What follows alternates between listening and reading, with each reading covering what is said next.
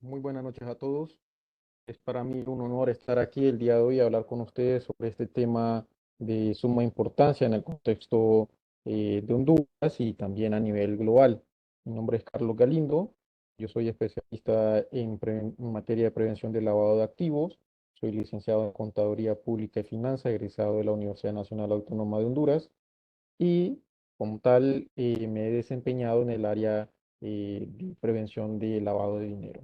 Cuento con diversas certificaciones en materia de prevención de lavado y también en los últimos años he desarrollado y he impartido algunos cursos y diplomados en materia de prevención también.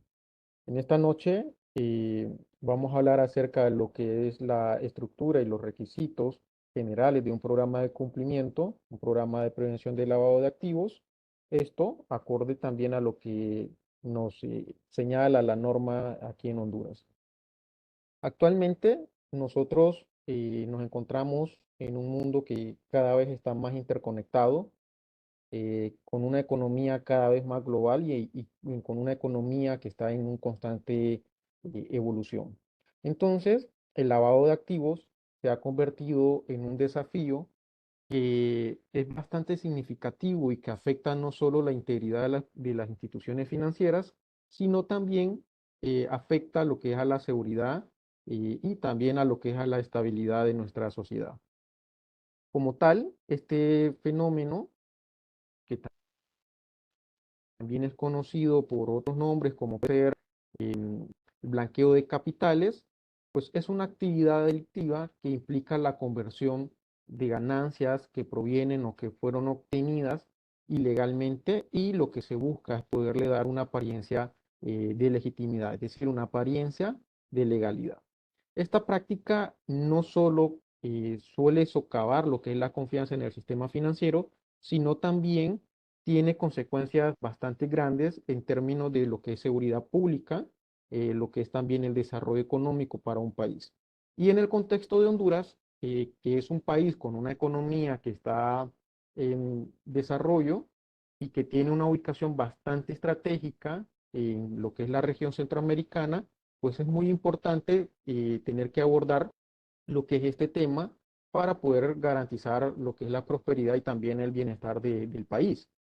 En los mis próximos minutos, en estos próximos 50 minutos que vamos a tener y que va a estar durando esta charla, nosotros vamos a abordar algunos aspectos bastante importantes sobre lo que es el lavado de dinero, ¿no? Vamos a hablar de por qué este delito, por qué es ilegal, de cómo afecta a Honduras y también vamos a conocer un poquito sobre lo que son las leyes que rigen el tema de prevención del lavado de activos aquí en nuestro país. Y vamos a conocer también cómo las empresas pueden tomar medidas para poder protegerse, cumplir con lo que son las obligaciones y las responsabilidades legales que le asigna la ley. Y en última instancia vamos a ver cómo podemos prevenir este delito y cómo lo podemos combatir en las empresas. Entonces, para comenzar, primeramente me gustaría que nosotros viéramos lo que es este punto que trata sobre el por qué, ¿no? El por qué un programa de cumplimiento es bastante esencial en cualquier compañía. Entonces, un programa podríamos decir que es de suma importancia en las empresas, independientemente del tamaño o de la industria o de la actividad económica que ésta realice, por diversas razones, como lo que puede ser el cumplimiento legal y regulatorio. Y es que en muchos países, incluido el nuestro, se han establecido lo que son leyes, se han establecido regulaciones que son bastante estrictas para poder prevenir lo que es este delito. Y las empresas que la ley asigna como sujetos obligados, pues deben de cumplir con lo que establecen estas normas. Por ejemplo, una falta de cumplimiento puede resultar en lo que son sanciones financieras que pueden llegar a ser bastante significativas, como lo que pueden ser lo que son las multas y también en algunos casos puede hasta perderse algún tipo de licencia comercial. Y estos son casos bastante graves, incluyendo lo que puede llegar a ser algún tipo de acción judicial por parte de un ente regulador o supervisor. Entonces, un programa de cumplimiento pues ayuda a que la empresa pueda garantizar que esté conforme, que esté en cumplimiento con lo que establece la ley.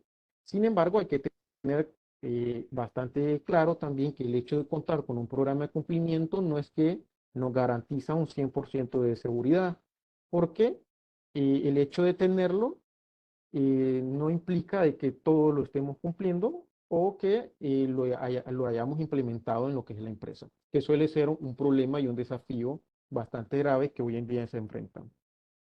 Otro punto es la protección de la reputación, y esto es bastante importante porque la reputación en una empresa suele ser uno de los activos más importantes que puede tener, ¿sí? Tal vez no lo contabilizamos, pero sí tiene un valor bastante significativo en la imagen corporativa.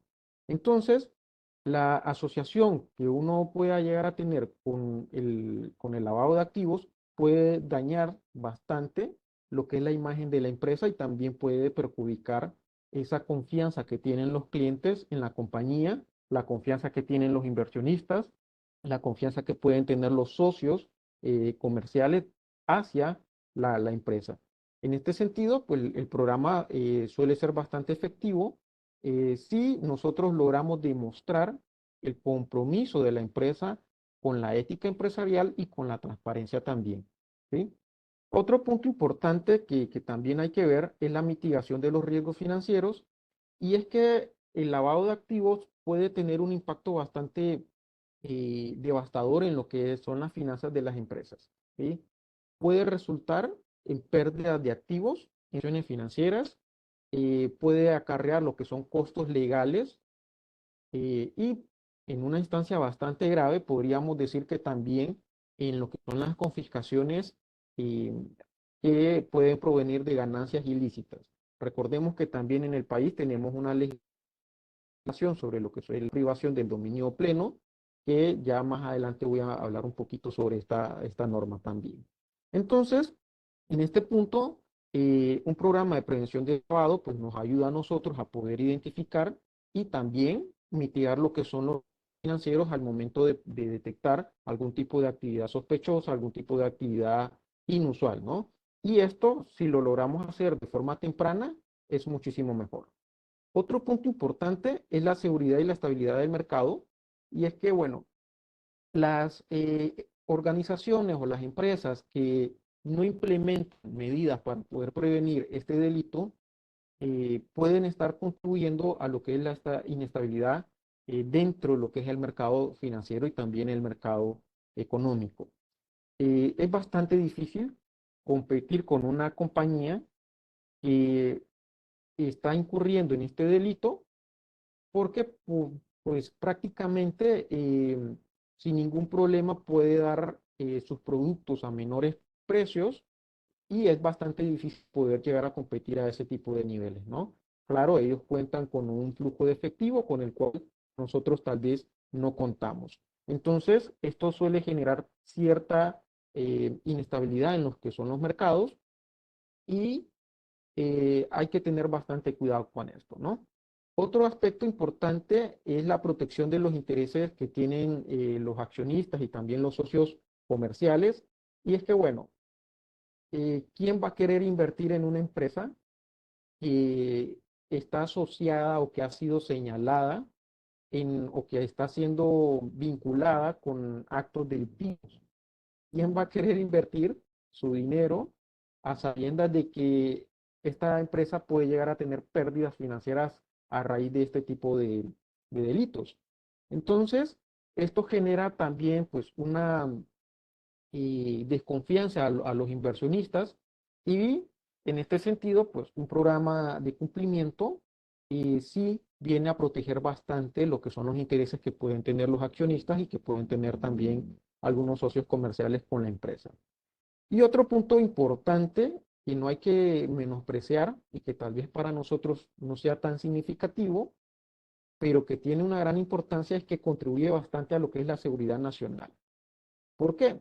Porque tener vínculos con actividades delictivas, eh, como lo que puede ser el narcotráfico, por ejemplo, la financiación del terrorismo también, pues al lograr prevenir el lavado de dinero, pues las empresas contribuyen enormemente a lo que es la seguridad, ¿sí? A lo que es la seguridad y a lo que es la estabilidad en el país. Y de esta forma, pues se evita que este tipo de recursos puedan ser utilizados para financiar otro tipo de delitos o actividades criminales. Entonces, veamos que un programa de cumplimiento no solo hay que verlo como un requisito legal, sino que también hay que verlo como una medida bastante importante para poder nosotros proteger lo que es la integridad, la reputación y también la viabilidad financiera de cualquier tipo de empresa.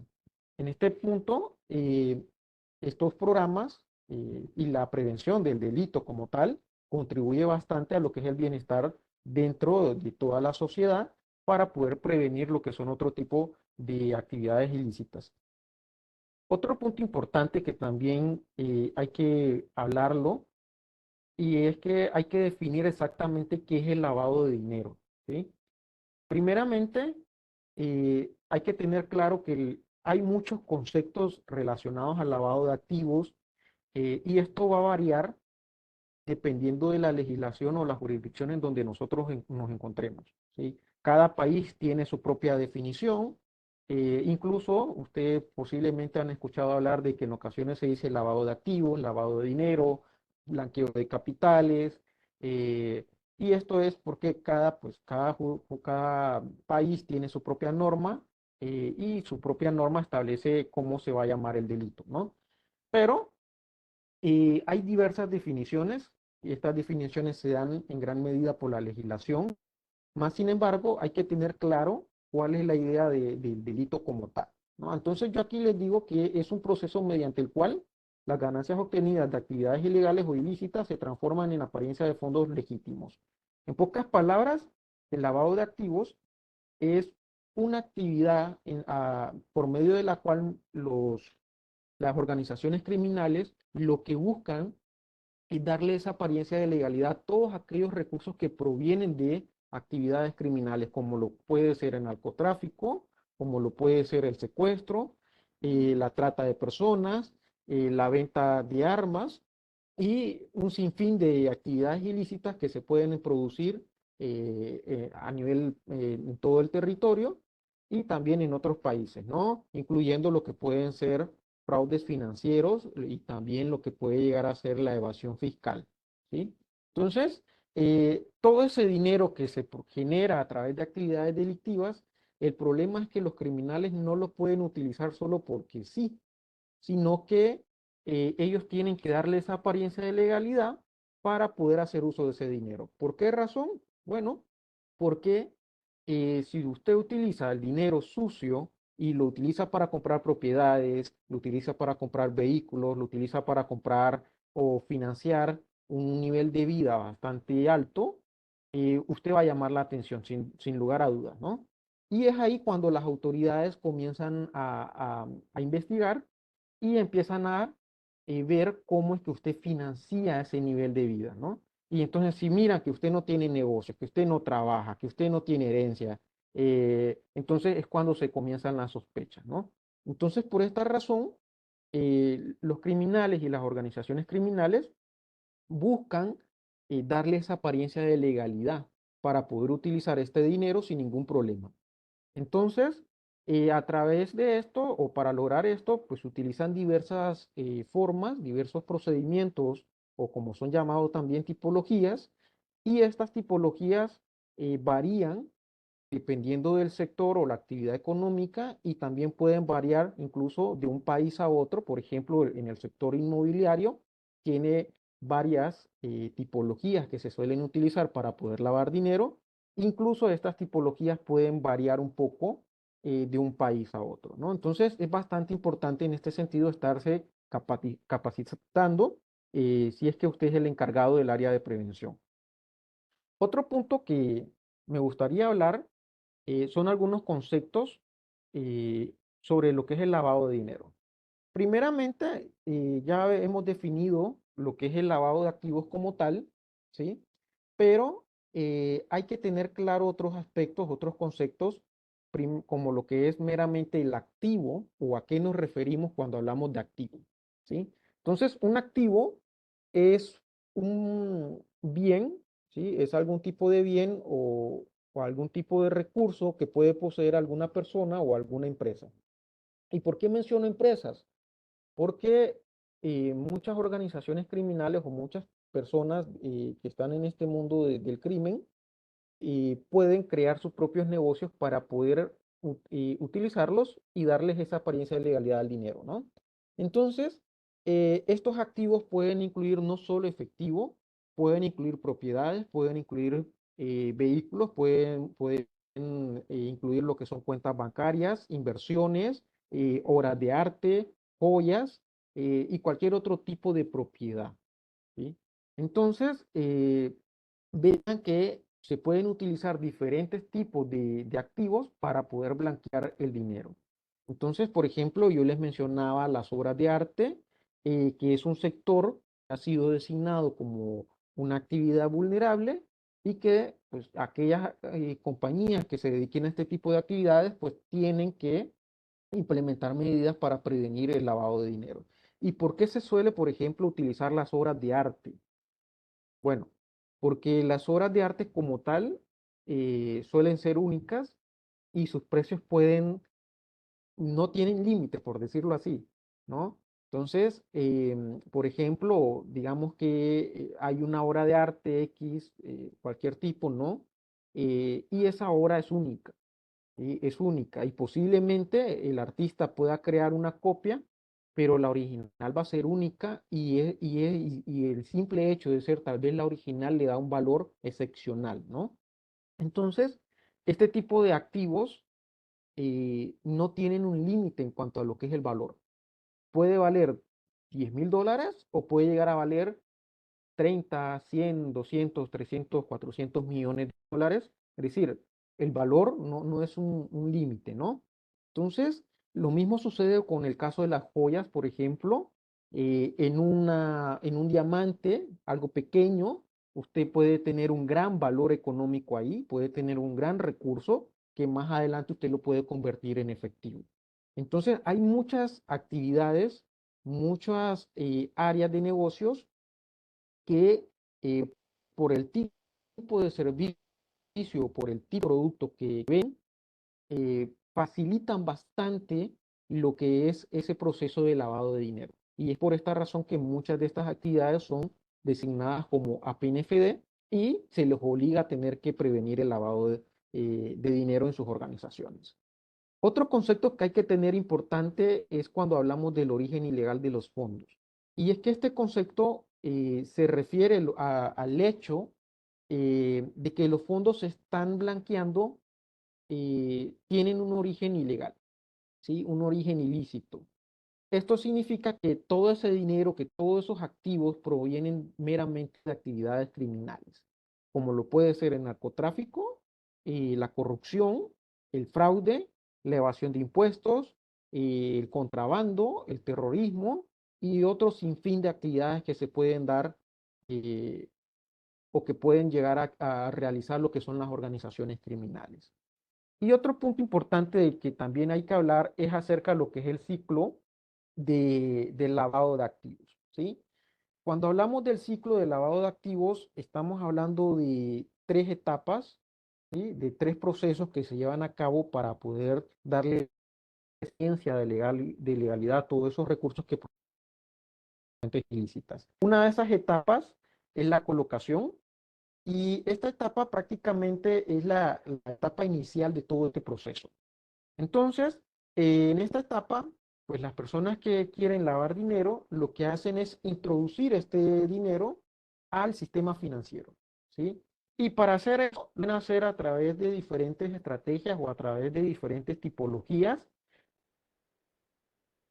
Una de las más famosas es una tipología que se llama el pitufeo, ¿sí? Esta tipología tiene ese nombre porque consiste prácticamente en depositar pequeñas cantidades de dinero en una cuenta o varias cuentas para poder introducir ese dinero sucio al sistema financiero sin levantar sospechas, ¿no? Usualmente las legislaciones suelen tener como que un techo, ¿sí? Y cualquier transacción que supere ese techo tiene que ser reportada, indistintamente de la finalidad por la cual haya sido, ¿no? Pero tiene que ser reportada, tiene que ser revisada, ¿no? Entonces, lo que se hace con esta tipología es hacer depósitos menores a esos techos para poder introducir ese dinero sucio al sistema financiero. Esa es una de muchas tipologías que existen, ¿sí? Porque podemos utilizar otras tipologías, eh, como puede ser la compra-venta de algunos activos, por ejemplo, la compra-venta de vehículos, la compra-venta de propiedades, la compra-venta de joyas y de obras de arte. Pueden haber un sinfín de tipologías, incluso en cada uno de estos sectores se pueden haber muchísimas diferentes, y para que nos hagamos idea de lo difícil que es poder identificar o darnos cuenta de este tipo de delitos, les voy a dar un ejemplo que posiblemente ustedes hasta se quedarían pensando de cómo así, ¿no? Entonces, hay otra tipología, les voy a mencionar otro ejemplo que consiste en realizar compras de grandes valores, ¿no? Compras de varios miles o de millones incluso. Y lo que se hace es que una vez que se realiza esta compra, posteriormente se hace una devolución. ¿Y por qué se hace la devolución? Bueno, porque recordemos que en el ámbito empresarial, ¿sí? Si tú devuelves algo, si yo te compro a ti y yo te devuelvo, tú me puedes emitir un comprobante fiscal. En este caso, puede ser una nota de crédito. Entonces, esa nota de crédito ya me permite a mí darle una apariencia de legalidad a a ese dinero sucio. Entonces, vean que algo tan sencillo, con algo tan sencillo como eso, nos podrían estar utilizando a nosotros en las empresas para lavar dinero y nosotros tal vez ni nos damos cuenta. No nos damos cuenta porque no conocemos o no manejamos este tipo de señales de alerta que se pueden estar presentando en las empresas. Entonces hay que tener mucho cuidado con esto, ¿sí? Ahora bien, continuando, hay que hablar otros aspectos importantes también, como lo que es la segunda fase de este delito, que es la estratificación. Y esta etapa lo consiste prácticamente en que aquellas personas que están lavando dinero lo que hacen es tratar de confundir o tratar de desviar el origen de este dinero. Es decir, en caso de que alguna autoridad empiece a investigar, pues que no se pueda encontrar de dónde proviene o cuál es la fuente de estos recursos, ¿no? Entonces, esto prácticamente lo que se busca es confundir la pista, ¿no? Ocultar el origen de estos fondos, y esto se puede realizar de diversas formas. Una de las formas que más se suele utilizar son las transferencias entre cuentas, es decir, se suelen realizar un sinfín de transferencias de una cuenta a otra, de otra a otra. Es decir, yo puedo, por ejemplo, tener dinero en una cuenta A, de transferir una parte de ese dinero a la cuenta B, a la cuenta C, a la cuenta D, a la F, a la M, a un sinfín de cuentas, y de la cuenta B puedo hacer transferencia a otras 20 cuentas más, ¿no? Todo esto, este número, esta gran cantidad, este volumen que se dan, lo que hay, pero lo que se realizan con la finalidad de poder ocultar ese origen de dónde proviene el dinero, ¿no? Entonces, en eso consiste la estratificación, ¿no? Y posteriormente se da lo que es la tercera fase, que es la integración, y en esta fase lo que se hace es que prácticamente es la fase final, y aquí prácticamente ya el activo está limpiado, ¿no? Ya está limpio, por decirlo así. Entonces ya aparenta tener un origen ilícito, y es aquí cuando los criminales utilizan estos fondos para poder adquirir lo que son diversos activos, como lo pueden ser en bienes raíces, pueden invertir en vehículos, pueden invertir en joyas, en viajes, bueno, en un sinfín de artículos que se pueden utilizar, ¿no? Pueden invertirlos en negocios y estos negocios producir, ¿no? Bueno, un sinfín de cosas que se pueden hacer para utilizar este dinero, ¿no? Entonces, Estas son algunas de las tres fases que se dan para poder blanquear dinero. Entonces, es bastante importante tener en cuenta estos conceptos cuando se habla sobre lo que es el lavado de activos, ¿no? Otro punto importante que también me gustaría hablar y que tal vez no siempre se tiene claro es el por qué es ilegal este tipo de delito, ¿sí? ¿Por qué razón se considera ilegal el lavado de activos? Si tal vez con el lavado podríamos decir no matamos a nadie, ¿no? El problema con el lavado de activos es que no existe una, sino existen muchas razones por las cuales se considera una actividad ilegal, ¿sí? La primera y una de las más importantes es que fomenta la impunidad, ¿sí? Este crimen o este delito permite a los delincuentes disfrutar las ganancias obtenidas de actividades criminales. Y como bien habíamos dicho al principio, eh, estas ganancias se pueden producir, por ejemplo, por el narcotráfico, por el sicariato, por el secuestro, ¿no? Entonces, imagínate si nosotros dejamos que este delito sea legal.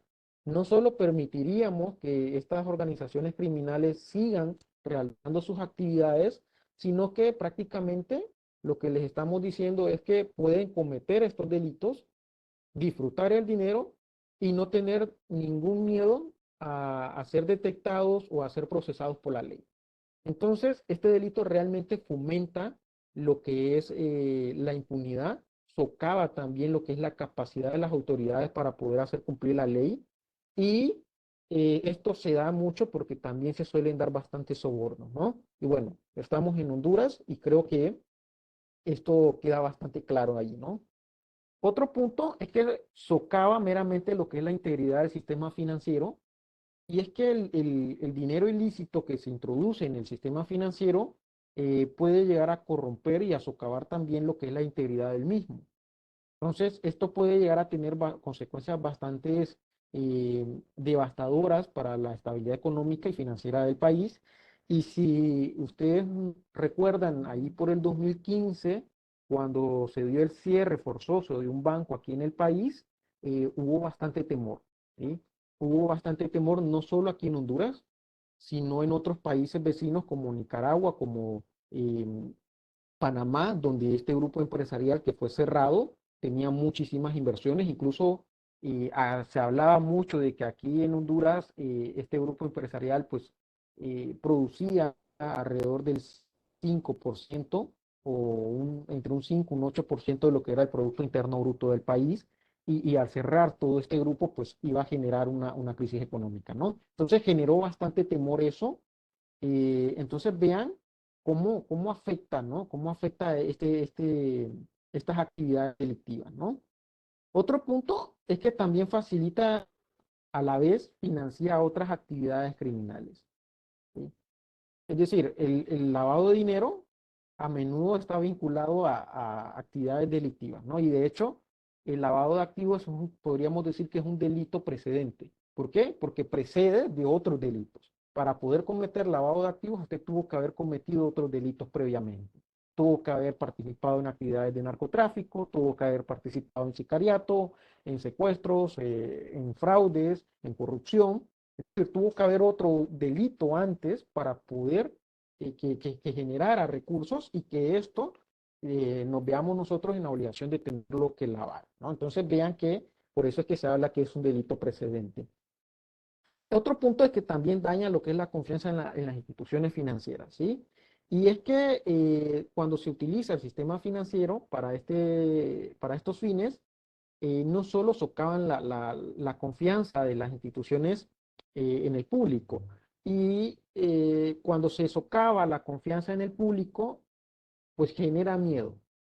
Y el miedo puede conllevar a grandes crisis. Por ejemplo, hace varios años, creo que fue hace como 2, 3 años, se hablaba de que X banco iba a cerrar y que la gente tenía que ir a sacar su dinero, si no lo iban a perder y que no sé qué. Entonces, mucha gente fue a hacer fila a los bancos a sacar su dinero, ¿no? Entonces, ¿qué pasa cuando tú sacas tu dinero del banco o una gran cantidad de gente saca el dinero del banco, pues lo más seguro es que el banco va a quebrar, ¿no? Va a quebrar. Y no va a quebrar por lavado de activos, sino va a quebrar por el miedo que se ha producido en la sociedad. Y este miedo se ha producido porque se ha perdido la confianza en la institución financiera. Otro punto también es que viola las leyes y las normativas relacionadas a lo que es el antilavado. La mayoría de los países, incluido el nuestro, han promulgado lo que son leyes relacionadas a la prevención del lavado de activos, a la prevención de lo que es la financiación del terrorismo también. Y en este punto, pues, participar de este tipo de actividades, pues prácticamente constituye una violación a todas estas leyes y puede dar lugar a lo que son consecuencias legales que son bastante graves para la mayoría, ¿no? Y esto puede incluir no solo multas, sino también algunas acciones penales. Entonces, vean que el lavado de activos es totalmente ilegal porque socava lo que es la ley, eh, perjudica la integridad del sistema financiero y también puede ayudar a financiar lo que son algunas actividades criminales, ¿no? Ahora, ¿no? Podemos ver que, me permiten, lo muevo un poquito acá, ¿ok? Algunas de las leyes que nosotros tenemos en el país, dentro de lo que es el marco de prevención del lavado de activos, pues hay muchas, ¿sí? Hay muchísimas. Las principales son las que les muestro acá, lo que es la Ley Especial contra el Lavado de Activos, la Ley Especial contra el Financiamiento o la Financiación del Terrorismo, que por cierto puede ser que nosotros no seamos un país terrorista como lo que pueden haber en los países del Medio Oriente, más sin embargo, eso no significa que de aquí de Honduras no puedan haber personas o empresas que estén financiando ese tipo de actividades, ¿no? Entonces, la financiación, a diferencia del lavado de activos, no solo se puede dar con recursos ilícitos, sino también se puede dar con recursos lícitos, ¿sí? Es decir, yo, por ejemplo, yo de mi sueldo, de mi salario, le puedo donar a una organización criminal mi dinero para que financie actividades delictivas. Entonces, en el caso del financiamiento del terrorismo es un poquito más complejo porque no solo hay que preocuparnos por actividades delictivas, sino también de algunas donaciones que pueden ser lícitas, ¿no? También tenemos lo que es la ley para la regulación de las actividades profesionales no financieras designadas o las APNFD, que por cierto esta ley también tiene su reglamento, ¿sí? Aquí no lo puse, pero esta ley tiene su reglamento. Y también tenemos lo que es la ley para la privación definitiva del dominio de bienes de origen ilícito, que era lo que les había mencionado anteriormente.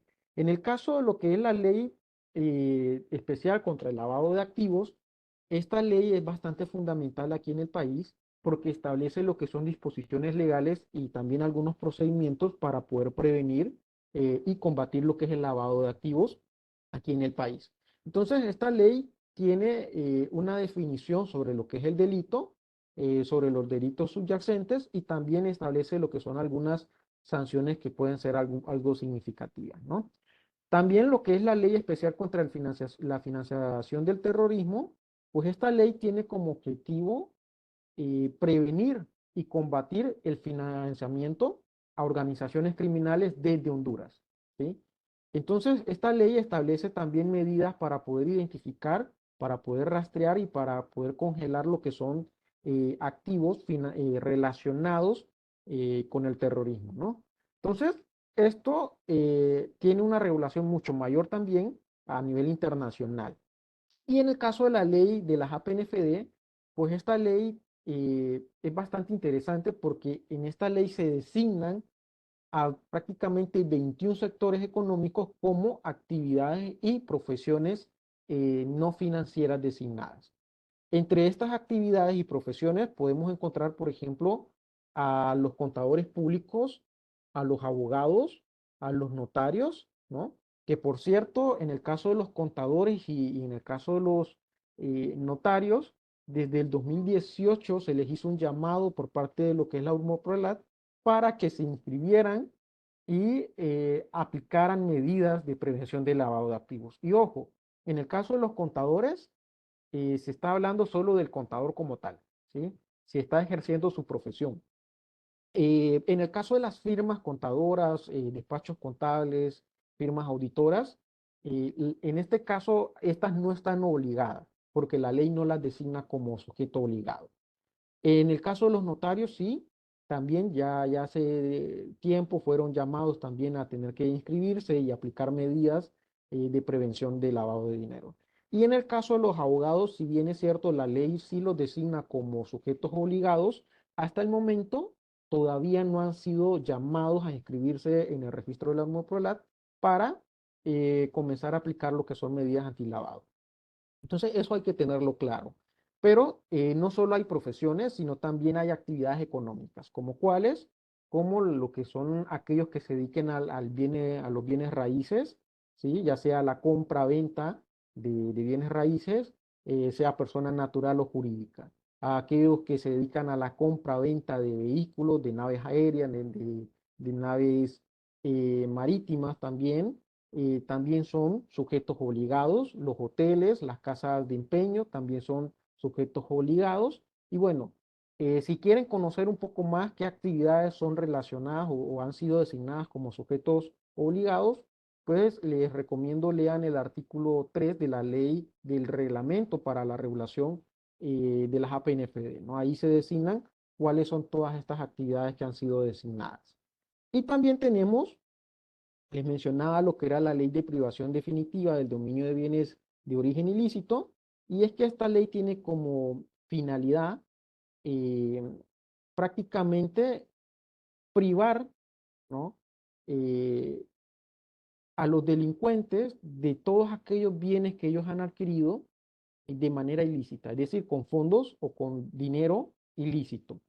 Y esto permite a las autoridades prácticamente a que ellas puedan incautar y confiscar también lo que son activos vinculados a este tipo de actividades delictivas, ¿no? Incluyendo lo que es el lavado de activos como delito, ¿no? Entonces, aquí se establecen procedimientos para poder confiscar los bienes y posteriormente que el Estado pueda hacer uso de los mismos, ¿no? Entonces, esto se hace con la finalidad de poder combatir todavía más este delito. Entonces vean que Honduras tiene un marco, tiene una regulación bastante completa para abordar este delito como tal, ¿no? Y acá solo les estoy mencionando 4 normas, pero hay muchas otras más, ¿sí? Hay muchas otras más que forman parte de lo que es este marco de prevención, incluyendo en el 2019, si no mal recuerdo, se publicó también lo que fue la Estrategia Nacional para combatir este delito, ¿no? Entonces, hay varios instrumentos nacionales, pero también tenemos instrumentos internacionales, como pueden ser las 40 recomendaciones del GAFI, como pueden ser algunas convenciones internacionales, que también hay que analizarlas y ver qué es lo que disponen estas convenciones y cómo nos afectan a nosotros, ¿no? Entonces, para que vayamos ahí teniendo un poquito en cuenta. Ahora bien, hay que ver también que así como tenemos leyes, nosotros también tenemos organismos, ya sean organismos supervisores o organismos reguladores. Y aquí podríamos hablar, por ejemplo, acerca de lo que es la Comisión Nacional de Bancas y Seguros, pero dentro de esta comisión, dentro de lo que es la comisión, existen algunas unidades bien específicas, como puede ser la Unidad de Inteligencia Financiera, la UIF, y también como puede ser la UMOPROLAC, ¿sí? Entonces, en el caso de la Unidad de Inteligencia Financiera, pues tiene sus funciones, sus responsabilidades, entre las cuales pues está la recepción de lo que son reportes de transacciones sospechosas, pero no solo de los reportes de operaciones sospechosas, sino también de otros reportes que los sujetos obligados deben de emitir. Lo que es el análisis de datos también, es decir, una vez que reciben este tipo de reportes, pues tienen que analizar esta información para buscar indicios acerca de lo que es el lavado de activos y llevar a cabo una investigación. Y otro punto importante es la cooperación internacional. Y sí, a través de convenios internacionales que Honduras tiene relacionados al lavado de activos, pues Honduras puede cooperar, solicitar o brindar información a otros países. Y en este caso, la Unidad de Inteligencia Financiera forma parte de lo que es ese proceso de cooperación internacional. En el caso de la UNMOPOLAT, pues la UNMOPOLAT tiene también sus propias funciones, como puede ser la supervisión y la fiscalización. Es decir, la Aeromovilidad supervisa bastante el sector APNFD. Cuando tú te tienes que inscribir con ellos. Cuando tú elaboras tu programa de cumplimiento, tú lo tienes que enviárselo a ellos para que ellos lo aprueben, ¿sí? Incluso una vez aprobado, puede ser que con el tiempo ellos vengan y te digan, oye, mira, estuvimos revisando tu programa y vemos que tiene algunas deficiencias, ¿no? Y te empiezan a señalar todas las deficiencias que ellos notan y te piden, mira, actualiza tu programa y corrige todo esto, ¿no? Y te damos X o 2 o 3 meses para que tú corrijas todo esto. Tienes que volver a enviar. Entonces, esa también es otra de las funciones o responsabilidades que tiene. También lo que es la capacitación y orientación, la Urmopolat debe brindar lo que son capacitaciones. Incluso, si no mal recuerdo, en su plataforma tienen un curso online en el cual ustedes mismos también pueden acceder. Es un curso básico sobre el lavado de activos. em, Se lo pueden tomar bastante rápido, es un curso muy introductorio, más sin embargo, sí es bastante interesante, ¿no? Y también lo que es el desarrollo de políticas y normativas, ¿no?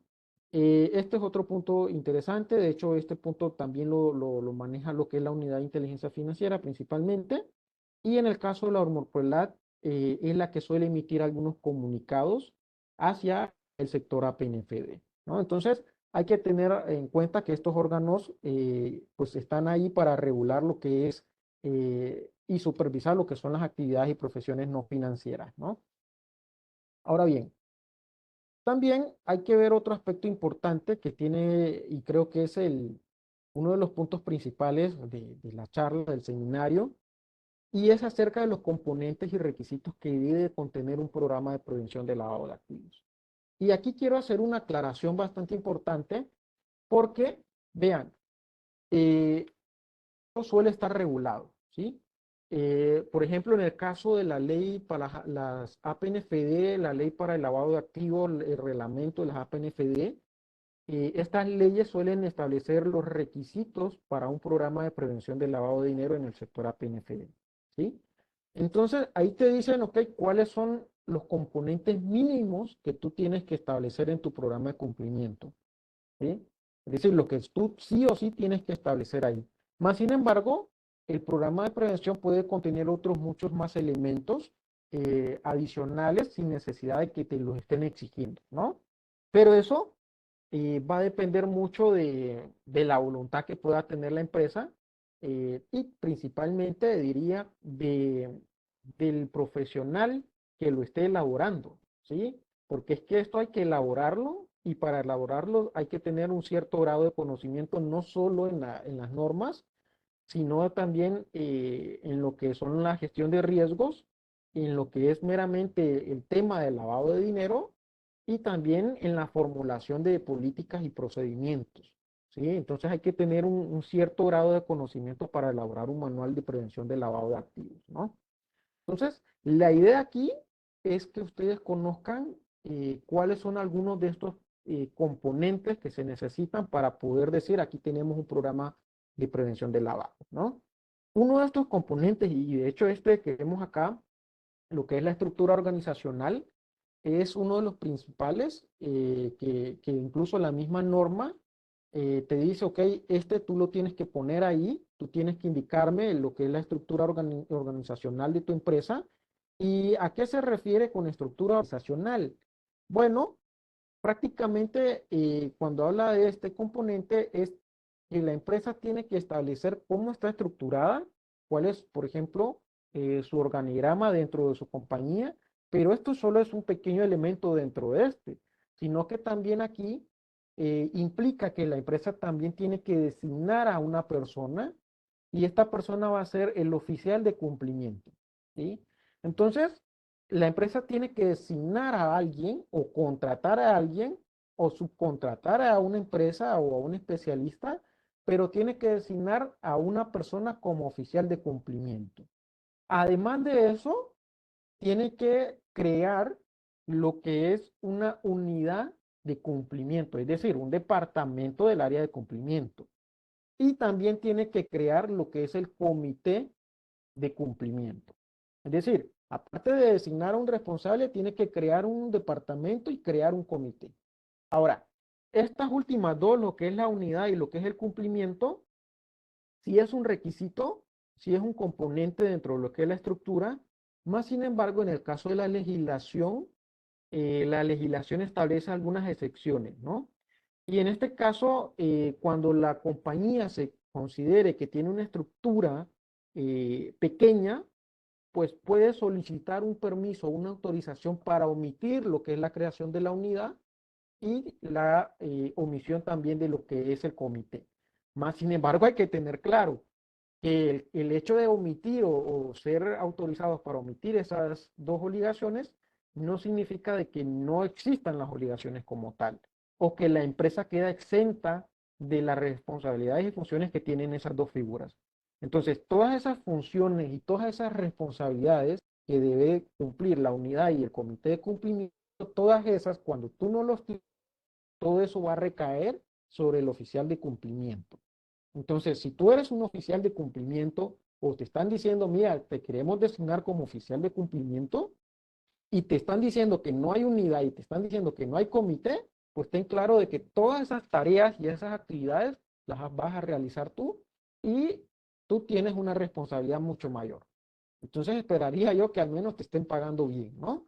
Y que te estén dando el apoyo necesario para que tú realices ese trabajo. Otro punto importante son las políticas y los procedimientos. Y bueno, para poder elaborar lo que son las políticas y procedimientos, previamente tuvimos que realizar lo que es un análisis de riesgo. Y el análisis de riesgo consiste en que nosotros tenemos que realizar una identificación de los riesgos a los cuales nosotros estamos expuestos. Y no solo identificarlos, hay que evaluarlos y hay que calificarlos, hay que crear una matriz de riesgos y de acuerdo a los niveles de riesgo que nosotros hemos evaluado, hay que establecer medidas, procedimientos o estrategias para poder mitigar esos riesgos, ¿sí? Entonces ya ahí la cosa cambia. Por ejemplo, por eso es que yo les decía anteriormente que formular un programa de cumplimiento se requería cierto grado de conocimiento, porque vean que la cosa no es tan sencilla como decir hay que elaborar políticas y ya está, ¿no? Es decir, hay que hacerlo bien. Y eso implica tener cierto grado de conocimiento meramente. Ahora, políticas no solo es una política, hay que tenerlo claro. No solo es que tú vas a venir y vas a decir política antiprevención de lavado de activos. No, es decir, políticas son varias, ¿sí? Hay varias políticas. Podríamos hablar una política de debida diligencia de clientes, una política de debida diligencia con proveedores, una política sobre lo que son las auditorías, sobre lo que es el código de ética, podemos hablar de políticas de gestión de riesgos, podemos hablar de lo que son políticas de contratación de personal, lo que es la relación de monitoreo, es decir, hay un sinfín de políticas que se deben de elaborar, ¿sí? Y eso no solo es algo no es tan fácil de hacerlo, ¿sí? Es decir, toma tiempo y hay que hacerlo según la necesidad que tiene la empresa. Entonces, ahí, aquí un dato importante que se me había olvidado mencionarlo, es que estos programas tienen que ser hechos a la medida o a la necesidad que tiene la empresa como tal, ¿sí? En algunos casos, por ejemplo, cuando hemos hecho auditoría, nos hemos encontrado con algunos programas de cumplimiento que prácticamente son una copia de algo que encontraron en Internet y tal vez ese programa que encontraron en Internet pertenece a una asociación que está en Colombia y lo que hicieron fue descargarlo, copiarlo, cambiarle el nombre y ya está. ¿Cuál es el problema con eso? Que para poder hacer tu programa tú tuviste que hacer tu gestión de riesgo, ¿sí? Y recordemos que una vez que tú haces tu programa, tú tienes que enviárselo a la Homoprolat para que ellos lo validen y te lo autoricen y te emitan una constancia donde digan el sujeto obligado X cumplió con su requisito de presentar su programa de cumplimiento y X, ¿no? Entonces, ¿qué pasa cuando tú envías tu programa? Aparte de enviar el programa, tienes que enviar también lo que son las matrices de riesgo. Entonces, si tú hiciste una copia, ¿de dónde sacas las matrices de riesgos entonces? ¿sí? ¿Cómo demuestras que todo lo que tú has hecho está basado en la gestión de riesgos que tú hiciste? Entonces vean el problema que se topan en primera instancia, ¿no? Otro problema es que cuando tú haces una copia de algo que encontraste en internet, el problema es que eso que tú encontraste fue elaborado para otra empresa, de acuerdo a la necesidad que tenía esa otra empresa, de acuerdo a la actividad económica que tenía esa otra empresa, de acuerdo al tamaño y a la estructura que tenía esa empresa, que pueden ser muy diferentes a la tuya. Incluso empresas del mismo sector pueden tener diferencias. ¿Sí? Una empresa inmobiliaria puede tener diferencia a otra empresa inmobiliaria. Por ejemplo, puede haber una que se dedique al alquiler o al arrendamiento de locales comerciales y maneja uno, dos, tres edificios dentro de sus activos. Y puede haber otra que se dedica prácticamente a alquilar casas o alquilar habitaciones. Entonces, a pesar que son de la misma actividad, no tienen el mismo nivel de operación, no tienen la misma estructura y por ende no van a tener tampoco el mismo nivel de riesgo. Entonces, tienes que adaptar a ese programa a tu necesidad específica, ¿no? Otro punto importante es la capacitación. Hay que tener también una política de capacitación. Y aquí es bien importante, porque muchas veces se cree que la capacitación solo tiene que ser al oficial de cumplimiento. Y no, no es así. Tú tienes que capacitar a todo tu personal, ¿sí? Claramente, la capacitación tiene que ir orientada de acuerdo a las funciones o responsabilidades que tiene el personal en sí, ¿no? Por ejemplo, el área de ventas no va a recibir posiblemente el mismo nivel la misma capacitación que debe recibir el oficial de cumplimiento, ¿sí? Entonces, tú tienes que adaptar eso de acuerdo a esa necesidad que existe, ¿no? De acuerdo a las funciones, a los roles que cada quien ejecuta. Pero tienes que capacitarlo por lo menos una vez al año, ¿sí? Entonces esto implica que tú tienes que destinar un cierto grado de recursos económicos para esto. Entonces cuando tú estés haciendo el presupuesto de tu compañía, pues tienes que ahí, ¿no? Poner una línea y decir presupuesto de capacitación, de lavado de activos para el departamento tal. Entonces ahí hay que dejarlo presupuestado, ¿no? Tuve un caso hace en el 2020, creo que fue 2020, 2021, donde me acuerdo que estábamos dando un curso y nos contactaron de una empresa, recuerdo, y nos dijeron, mira, queremos capacitar a 4 personas. Y nosotros, ok, perfecto, y hasta le ofrecimos un descuento y todo, ¿no? El detalle es, ¿no? Que a pesar que les dábamos un descuento incluso del 50%, ellos nos decían, no, no podemos, ¿no? Porque solo hay $50 para cada persona, ¿sí? Entonces, si tú estás destinando un recurso tan poco, es bastante difícil que tú logres capacitar a tu gente, porque es muy difícil que encuentres un curso a $50 y si lo encuentras, pues va a ser un curso bastante introductorio, ¿no? O la otra opción es que tú encuentres tal vez este tipo de charlas que son muy buenas también, mas sin embargo tal vez no te van a dar el conocimiento a profundidad tal cual lo necesita tu oficial de cumplimiento, ¿no? Entonces, ahí hay que verlo también. Entonces, hay que destinar cierto grado de, de recursos cuando se refiere a lo que es la capacitación. Otro punto importante es la debida diligencia del cliente o conocido también como el KYC, ¿no? Haciendo referencia al Know Your Customer, que prácticamente es conocer a tu cliente, ¿sí? Es decir, si yo mantengo una relación con un cliente, yo tengo que conocer con quién estoy transaccionando.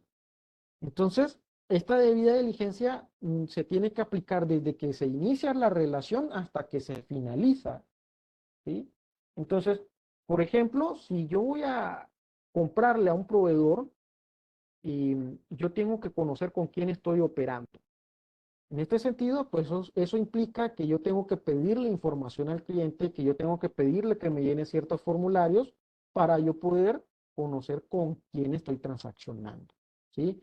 Un ejemplo claro de esto es cuando usted va a un banco y va a aperturar una cuenta bancaria y le dicen, empiéceme a llenar este formulario, lléneme este otro, fírmeme este papel, a qué se dedica, cuántos años tiene trabajando, dónde vive, y le empiezan a preguntar todo aquel montón de información, ¿no?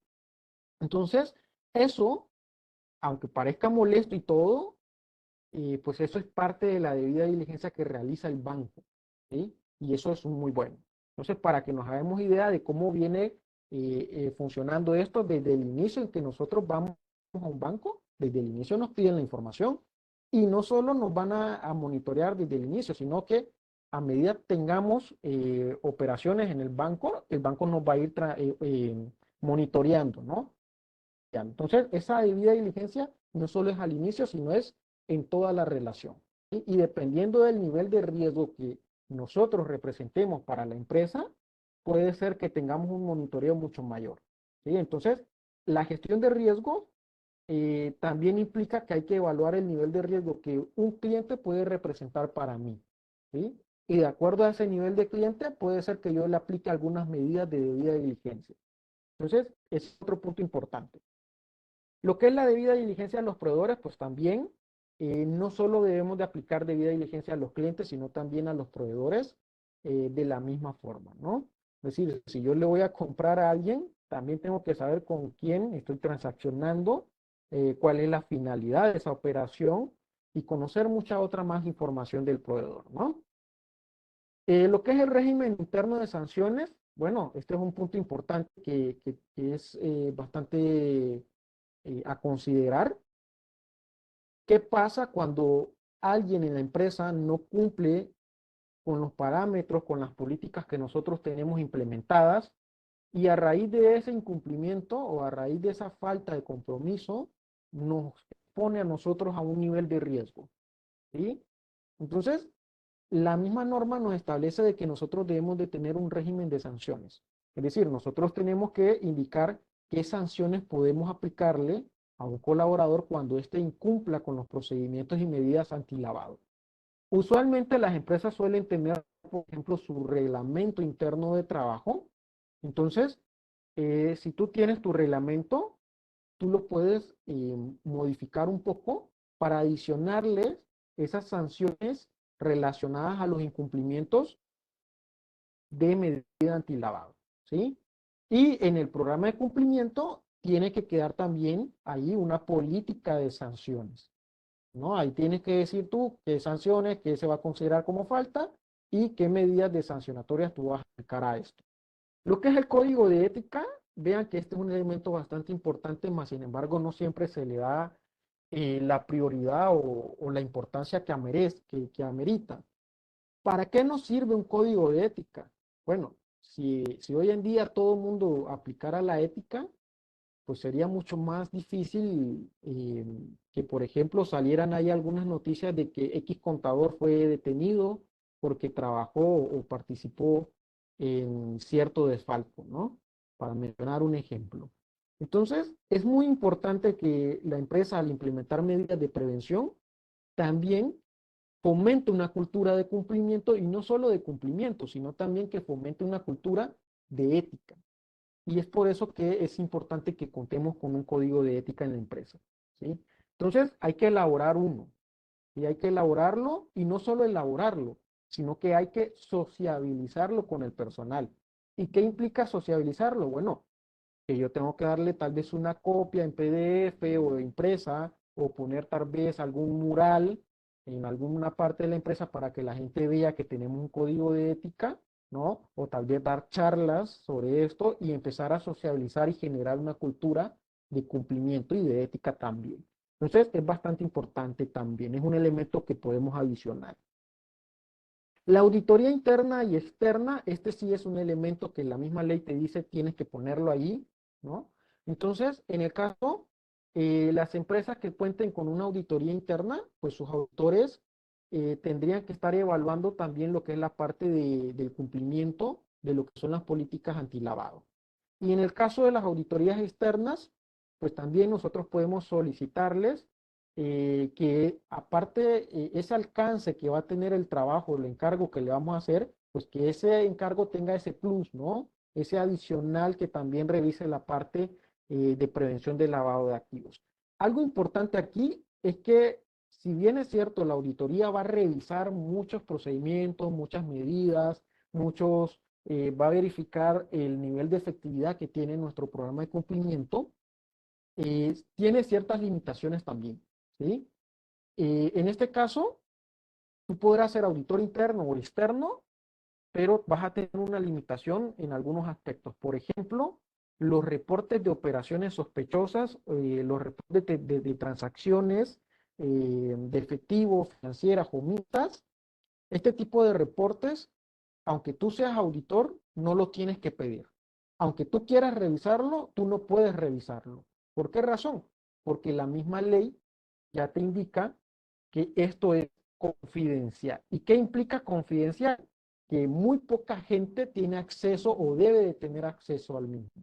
¿Y qué gente va a tener acceso a esto? El oficial de cumplimiento, porque es quien lo elabora, ¿sí?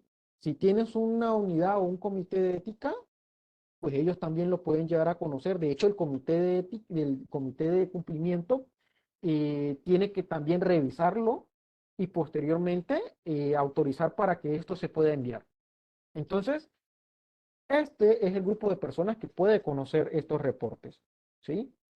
Pero el auditor no.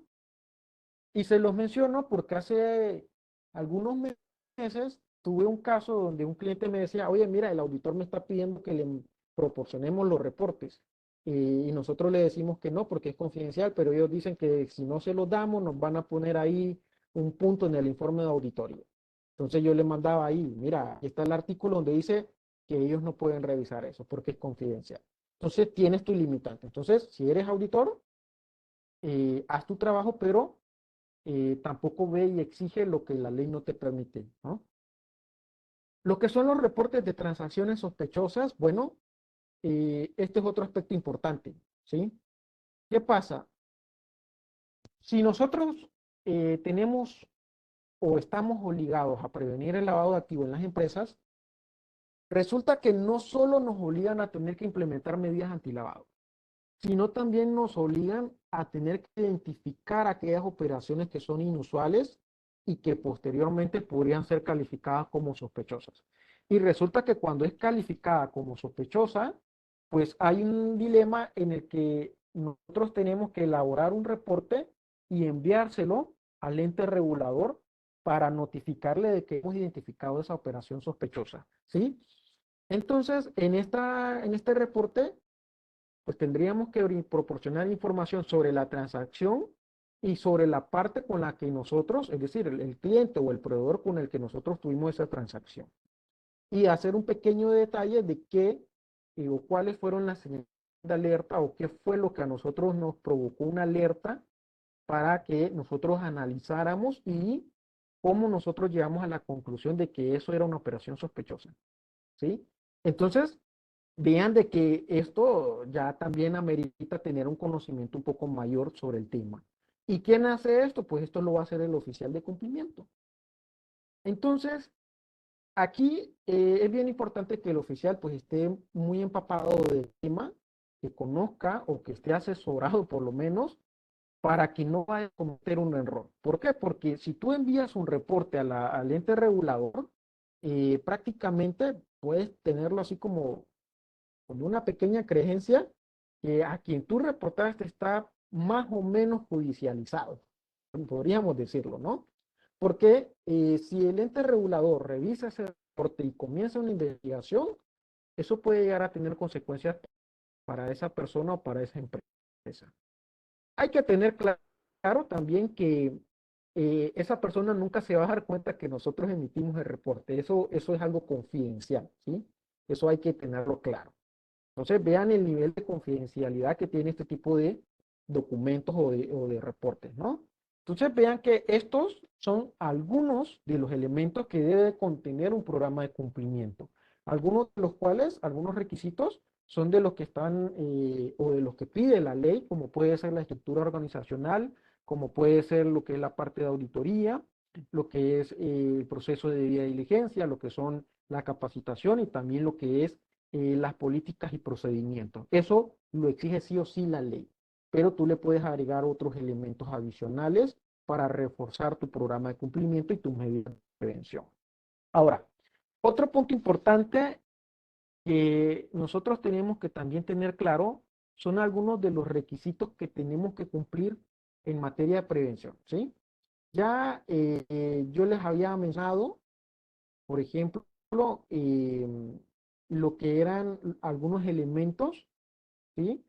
¿Qué elementos conforman este programa de cumplimiento? Pero también debemos tener en cuenta de que aparte de estos elementos que debemos de cumplir, nosotros tenemos otros requisitos que también debemos de cumplir. ¿Cómo cuáles? ¿Cómo puede ser la inscripción a la UNMOPROLAT? Si nosotros somos sujeto obligado, de acuerdo a la ley, tenemos que inscribirnos al registro de UNMOPROLAT. ¿Por qué razón? Porque cuando tú vayas al banco y quieras aperturar una cuenta, el banco te va a decir, mira, tu actividad económica es considerada una PNFD y tú me tienes que traer una constancia de estar inscrito en la UNMOPROLAT. Y si tú no me traes tu constancia, yo no te aperturo la cuenta o yo no te proporciono el servicio que tú quieres. Así de simple, ¿sí? Así de simple. Y posiblemente a muchos de ustedes les ha pasado eso. Entonces, esa es una obligación que tenemos. Otra es la de designar al oficial de cumplimiento, y esto lo mencionaba en lo que era en la parte de la estructura, lo que era designar un oficial de cumplimiento, crear la unidad de cumplimiento y crear el comité de cumplimiento. La unidad de cumplimiento y comité puede ser que, de acuerdo a la estructura que tengamos, si es pequeña, podríamos solicitar una excepción, pero en el caso del oficial de cumplimiento no. Es decir, por muy pequeños que seamos, tú tienes sí o sí que designar a alguien. O te designas como tú, ¿no? Y cumples la obligación. Pero siempre tiene que haber una persona como oficial de cumplimiento. Incluso cuando el mismo se va de vacaciones, tú tienes que notificar de que este se va de vacaciones y que vas a designar a uno temporal, ¿sí? Entonces ahí tiene que haber siempre alguien. Lo que es la evaluación de los riesgos no solo es un requisito, sino que es necesario. Nosotros no podemos hacer nuestras políticas si no evaluamos riesgos, porque las políticas contienen los procedimientos y medidas para mitigar estos riesgos. Y si no evaluamos, ¿cómo vamos a mitigar algo que no hemos evaluado? ¿No? Entonces, ahí hay que cumplir este otro requisito también. Y de hecho hay que elaborar lo que son las matrices de riesgo porque también es un requisito y muy posiblemente en una supervisión te pidan lo que son las matrices de riesgo para verificar si tú cumples con esto. La elaboración del programa, bueno, si eres un sujeto a PNFD, tienes que elaborar tu programa, el cual pues tiene que contener aquellos elementos que yo te mencionaba anteriormente, ¿no? Y una vez que lo elabores, tienes que enviárselo a la Urmopolat para que ellos lo validen y te emitan una constancia de que está autorizado, ¿sí? Y una vez que sucede esto, tú tienes que implementarlo. Es decir, en un periodo determinado tú tienes que implementar todas esas políticas y procedimientos que están descritos en tu programa de cumplimiento. Y esto implica que tú tienes que sociabilizar este programa con tus colaboradores. Tienes que indicarles a venta, por ejemplo, al área de venta, cuáles son las funciones y responsabilidades que ellos tienen. Por ejemplo, al área de compras que mantiene relación con proveedores, cómo ellos tienen que llevar a cabo su proceso de debida diligencia. Con el área de recursos humanos, cuando contrate personal, cómo tiene que llevar un proceso de debida diligencia con la contratación de personal, ¿sí? ¿Qué documentos, qué formularios se tienen que llenar, ¿sí? Cómo este tiene, por ejemplo, recursos humanos, juega un papel interesante porque usualmente es recursos humanos quien programa capacitaciones. Entonces, recursos humanos también tiene que ver la necesidad de capacitación que van a tener los colaboradores. Y ahí posiblemente el oficial de cumplimiento lo pueda apoyar para decirle, ah, mira, yo considero que en el área de ventas necesitan esta capacitación. Ah, en el área de compras necesitan esta otra. En el área administrativa esta otra. En el área operativa esta otra. Entonces, ahí también puede haber una colaboración entre el oficial de cumplimiento y recursos humanos para esta tarea también, ¿no? Entonces, tienes que implementar todas estas medidas, ¿sí? ¿Para qué? Para comenzar a cumplir con tus obligaciones. La parte del monitoreo y supervisión, importantísimo, porque muchas veces solo se elabora el programa, no se implementa y hasta ahí llegó. Pero otras veces se elabora, se implementa, pero hasta ahí llegó. ¿Y qué pasa? Tú tienes que realizar un proceso de monitoreo. ¿Y qué implica este proceso de monitoreo? Bueno, tú tienes que ver si tu programa está siendo efectivo, ¿sí? Si tu programa está cumpliendo con los objetivos que debe de cumplir. Entonces, Eso lo vas a saber si tú lo estás monitoreando, si tú estás supervisando también. ¿Por qué tienes que supervisar? Bueno, tienes que ver, por ejemplo, si el área de compras o el área de ventas está realizando el proceso de debida diligencia que tienen que realizar. Entonces, si tú no te vas a dar cuenta si tú no monitoreas y no supervisas. Y si no lo haces, posiblemente no te des cuenta si es efectivo o no es efectivo, si funciona o no funciona, y en los casos que no funcione, pues tienes que actualizar tu programa, modificarlo, y corregirlo para volverlo a implementar o implementar solo las medidas que has cambiado, ¿sí? Los reportes y documentación, bueno, los reportes también son una obligación. Tienes que estar enviando todos los meses lo que son los reportes, como se puede ser el reporte de efectivo, el reporte de transacciones financieras, el reporte de transacciones mixtas. En los casos que has detectado operaciones sospechosas, también remitir lo que es el reporte de operaciones sospechosas. Y el detalle aquí también no solo es que tienes que enviarlo, sino que tienes que documentarlo. Y no solo documentar los reportes, sino que tienes que documentar todo ese proceso que tú llevaste a cabo para elaborar esos reportes. Y no solo lo relacionado a los reportes, sino que también tienes que documentar tu proceso de debida diligencia con tus clientes, con tus proveedores, con tus socios, con tus empleados, ¿no? Tienes que documentar lo que es la evaluación de riesgos. Entonces tienes que documentar un montón de cosas. Algo particular que me he fijado es que muchas veces designan al contador como oficial de cumplimiento y no hay nada de malo en eso. De hecho, es bastante importante, interesante que lo haga, porque un contador suele conocer bastante lo que es la empresa. Entonces suele tener un conocimiento muy bueno sobre lo que es la compañía y sus actividades. El problema es que tú puedes ser contador, puedes ser abogado, pero muy difícilmente vas a conocer el tema de lavado de activos. Yo soy contador y en la universidad me hablaron del tema, pero no me enseñaron nunca a prevenirlo, ni tampoco llevé una clase que tratara sobre el tema, ¿sí? Entonces, cuando tú le dices a un contador, elabora una matriz de riesgo o evalúa los riesgos, muy posiblemente tu contador no lo pueda hacer, porque es que no es algo que se lo enseñaron. Entonces es ahí donde tienes que capacitarlo para que él aprenda a hacer esto, ¿sí? El problema es que no siempre se quiere gastar en capacitación. Entonces ahí hay un dilema bastante interesante. Lo que es la cooperación con autoridades, esta es otra obligación que tienen las empresas, las APNFD, tienen que cooperar con las autoridades, ya sea con la UIC, con la Comisión, con la UNOPROLAT, cuando éstas le pidan información o ayuda. Entonces tienen que proporcionarle esa ayuda. Si no le proporcionas esa ayuda, posiblemente pues, puedas ser sujeto a alguna sanción.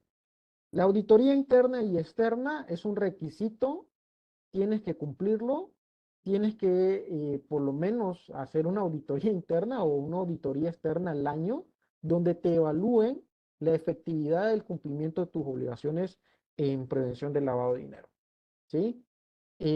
También, por ejemplo, hay auditorías bien específicas sobre esto. Por ejemplo, nosotros en Galindo y Asociados brindamos este servicio de auditoría de prevención del lavado, donde nos enfocamos únicamente en eso, ¿sí? Para ver si tú estás cumpliendo o no estás cumpliendo con tus medidas o cuál es el nivel de efectividad que tú tienes, ¿sí? Y también en otros casos, cuando se realizan auditorías financieras o a estados financieros, dependiendo del cliente y de la necesidad que ellos tengan, puede ser que ellos quieran dentro del encargo que también velemos este punto, ¿no? Algo importante es que es muy necesario que el auditor conozca sobre el tema, porque si el auditor no conoce sobre el tema, pues no sé qué es lo que va a ir a revisar, ¿sí? Si, por ejemplo, tú no sabes contabilidad o no sabes auditoría o no sabes de esto, no sé cómo es que vas a ir a hacer una auditoría. Entonces, si vas a ir a revisar algo sobre el lavado de activos, pues muy importante que conozcas qué y cómo lo vas a ir a revisar también.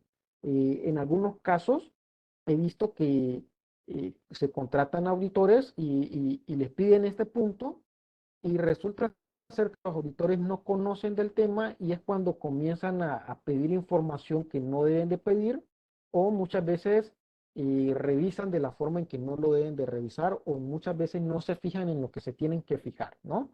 Entonces, es bien importante ahí, ¿no? Lo que es la mejora continua un punto bastante importante. ¿Por qué? Porque constantemente se producen cambios, ya sea en la normativa o ya sea que se produzca, por ejemplo, eh, en la empresa o por X o Y factores externos se produzcan estos cambios. Entonces esto nos obliga a que nosotros tengamos que actualizarnos y a mejorar. Igual si nosotros hemos encontrado algunas fallas o errores, pues también tenemos que mejorar estas fallas y errores, ¿no? Entonces por eso es que hablamos de una mejora continua. Ahora bien, continuando, eh, hay que ver este otro punto relacionado a algunos desafíos que se presentan al momento de implementar un programa antilavado, ¿no? Uno de esos principales problemas es la falta de conciencia y comprensión. Y créanme, por experiencia lo digo, este es un problema bastante grave, ¿sí? Muchas veces y muchos clientes que hemos tenido nos han pedido, oye, mira, necesitamos que nos elabores la matriz de riesgo, elabóranos un programa de cumplimiento y danos una capacitación. Y lo hacemos y todo, ¿no? Pero una vez que vienen y reciben la constancia de la homologación, dicen, bueno, ya estuvo, ya salimos de esto y ya está, ¿no? El problema es que no comprenden la situación o la importancia de prevenir el lavado de activos en su compañía, ¿sí? Y esto genera muchos otros problemas, principalmente para el oficial de cumplimiento, ¿sí? Porque como no hay una conciencia sobre el tema, pues muchas veces no se van a asignar los recursos necesarios para esto, o muchas veces no se le va a proporcionar la capacitación al personal, o muchas veces no te van a permitir hacer algunas cosas. Entonces, ahí también esto genera un problema bastante grave. Otro problema grave son los recursos ilimitados. Bueno, esto se da bastante en el sector APNFD. Se suelen estar recursos bastante limitados para cumplir con estas obligaciones, principalmente porque no se considera algo necesario o importante para la empresa, sino que meramente como una obligación que la ley nos establece. Entonces, esto puede llegar a generar también ciertos problemas más adelante. La capacitación inadecuada, un problema bastante grave. Tú no capacitas a tu personal, pues tu personal no va a saber cómo detectar, cómo trabajar o cómo reportar actividades sospechosas. Y eso ocasiona de que a ti te puedan estar utilizando y tú por no tener preparado a tu personal, tú ni cuenta te diste y puedes llegar a tener ahí una vinculación a este riesgo que te puede llegar a ocasionar cierto problema más adelante. El cumplimiento normativo complejo, bueno, la legislación es un problema, ¿sí? Porque la legislación puede prestarse a diferentes interpretaciones, a diferentes entendimientos de cada persona, y esto puede generar ciertas confusiones, ¿no? Entonces, si tampoco te capacitan o tampoco brindas una capacitación sobre la normativa, pues vas a desconocer tus obligaciones, tus derechos, qué es lo que te pide la ley que cumplas. Entonces, ahí tienes un problema también bastante grave. Lo que es la evaluación de los riesgos precisos es otro dilema. Si tú no evalúas tus riesgos de la forma correcta, pues vas a tener un problema porque de acuerdo a la evaluación de riesgos, tú elaboras tus políticas y tus medidas de prevención. Y si evaluaste mal, pues las medidas que implementes van a estar erróneas, ¿sí? No te van a funcionar bien. Entonces, la evaluación de riesgos es un aspecto importante, ¿no? La resistencia a los cambios culturales, híjole, este es otro problema bastante grave también, diría yo. ¿Por qué?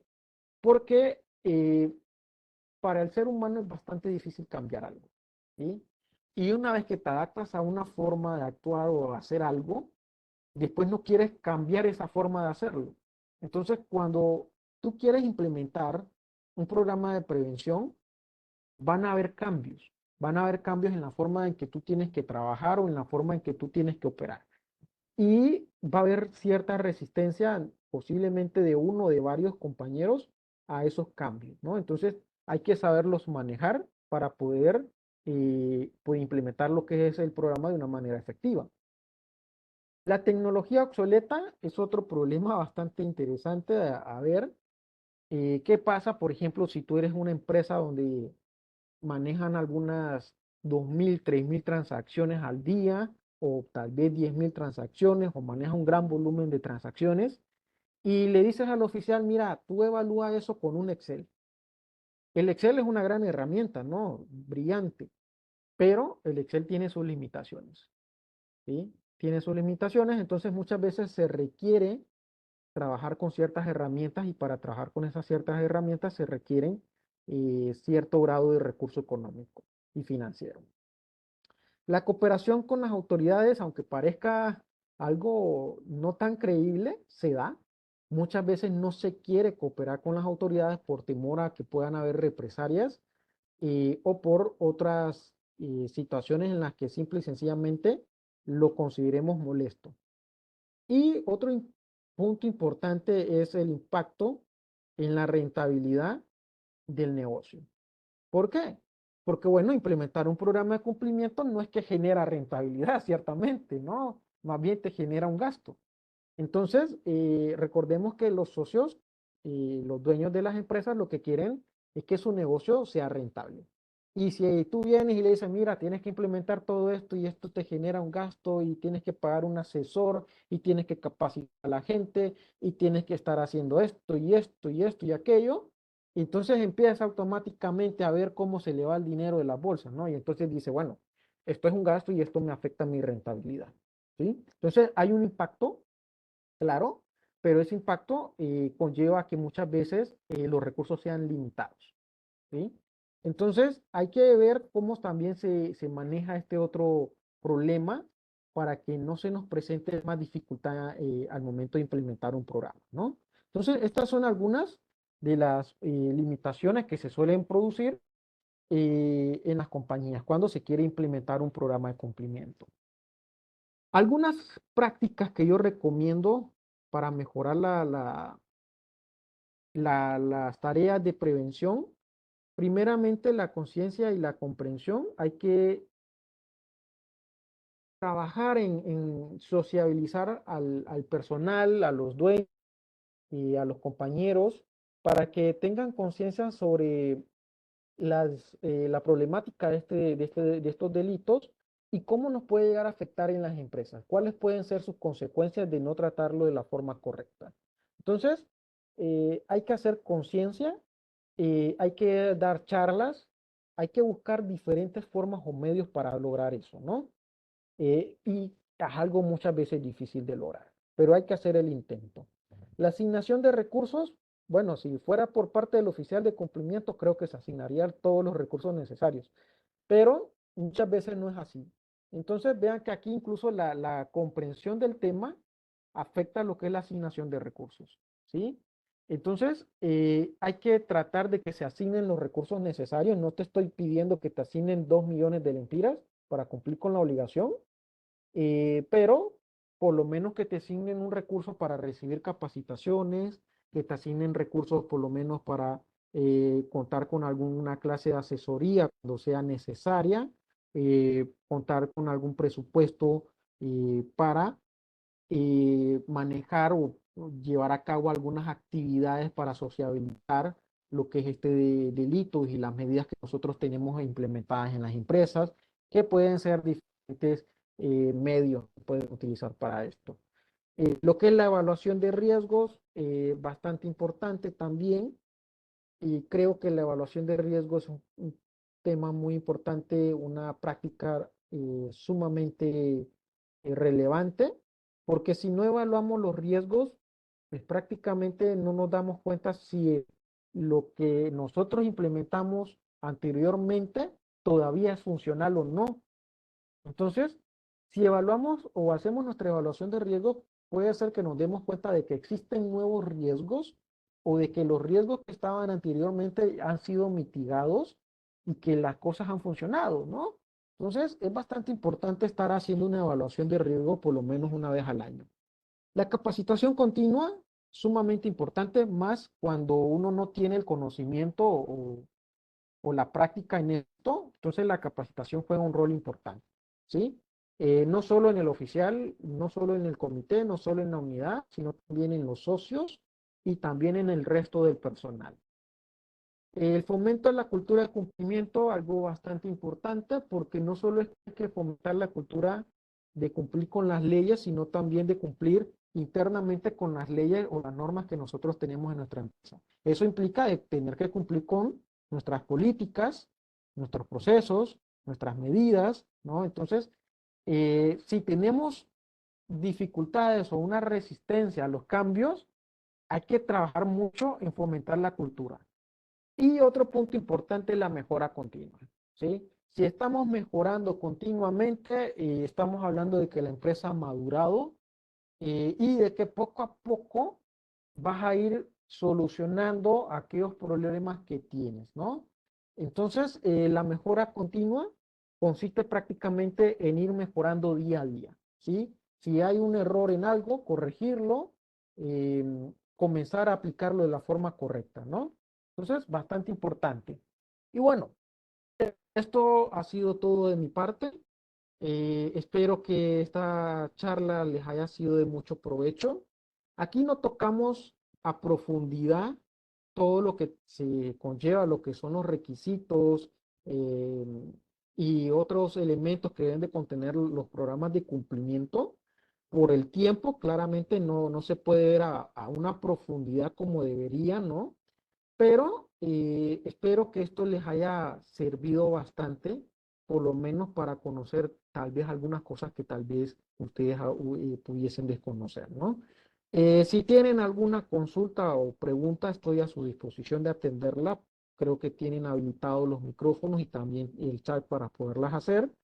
Y si no, pues también y más adelante quieren conversar sobre el tema, me pueden escribir con mucho gusto al correo carlos@galindoyasociados.com o incluso me pueden buscar ahí en LinkedIn como Carlos Galindo y con mucho gusto también yo puedo conversar con ustedes sin ningún problema. Si tienen preguntas, quedo a sus órdenes para comentar o responderlas. Y antes, mientras hacen sus preguntas, también los quiero invitar a inscribirse a lo que es a nuestro curso de prevención del lavado de activos que va a iniciar la próxima semana.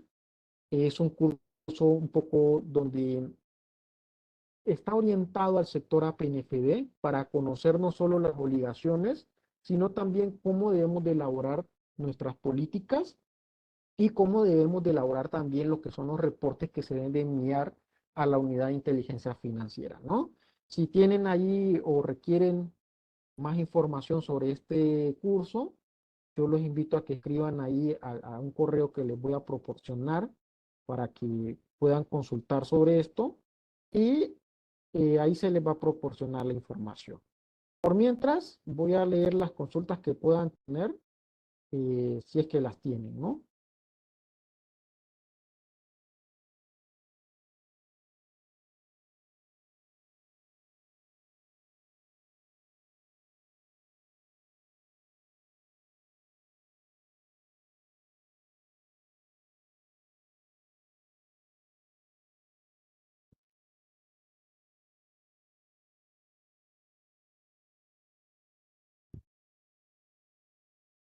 Bueno, creo que no hay consultas, entonces creo que tal vez la charla ha sido bastante clara y, y bueno, ya que no hay preguntas, vamos a quedarnos hasta aquí el día de hoy. Les agradezco a todos su participación, les agradezco que nos hayan acompañado durante esta hora y media y ya saben, cualquier consulta que tengan, con mucho gusto, ahí me la pueden hacer al correo. Yo les deseo a todos una feliz noche y espero verlos próximamente, ya sea en el curso o en una próxima charla.